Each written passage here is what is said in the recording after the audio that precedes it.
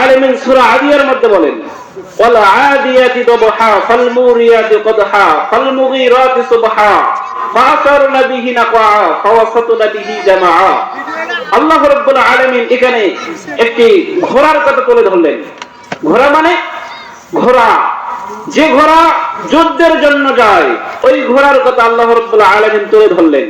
অর্থাৎ একটা ঘোড়া, আল্লাহ রাব্বুল আলামিন বলতেছেন ওয়াল আদিয়াতি দবহা, ওই ঘোড়ার শপথ, উর্দু সাথে যে ঘোড়া দৌড়ায়, যে ঘোড়া হাঁপিয়ে হাঁপিয়ে দৌড়ায়, ওই ঘোড়ার শপথ।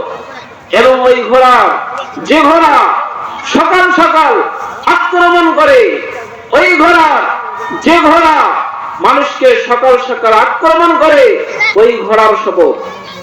এবং ওই ঘোড়াটা শত্রুর অভ্যন্তরে ঢুকে পড়ে।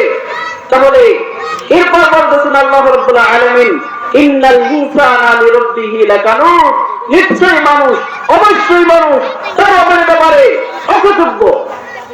তার কারণ ওই ঘোড়ার উদাহরণ দিয়ে বললেন যে একটা ঘোড়াকে সামান্য একটু খাবার দেয়, সামান্য একটু পানি দেয়, একটু থাকার জায়গা করে দেয়।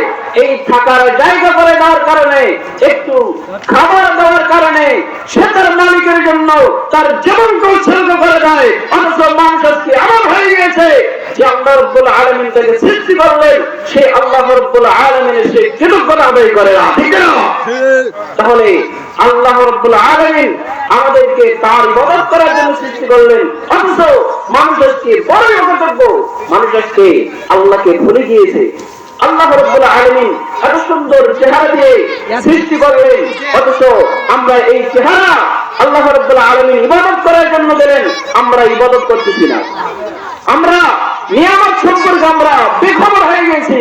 যেমন ভাবে আব্দুল্লাহ ইবনে মাসউদ রাদিয়াল্লাহু বলেন, আল্লাহ রাসূল সাল্লাল্লাহু আলাইহি ওয়াসাল্লাম বলেছেন, নি'মাতানি মাগবুনুন ফীহিমা কাসীরুন মিনান নাসি সিহহাতু ওয়াল ফারাগ। দুটি নিয়ামতের ব্যাপারে, মানুষ দুটি নিয়ামতের ব্যাপারে অধিকাংশ মানুষের ধোঁকার মধ্যে রয়েছে, স্বাস্থ্য এবং অবসর। এই দুটি নিয়ামতের ব্যাপারে, স্বাস্থ্য এবং অবসর, এই দুটি নিয়ামতের ব্যাপারে অধিকাংশ মানুষ ধোঁকার মধ্যে রয়েছে। কিভাবে? মানুষ চায় যে তার স্বাস্থ্য ঠিকঠাক, অথচ আল্লাহ ইবাদত করার কথা ছিল সে জায়গায় সে ফজরের টাইমে ঘুমিয়ে থাকে।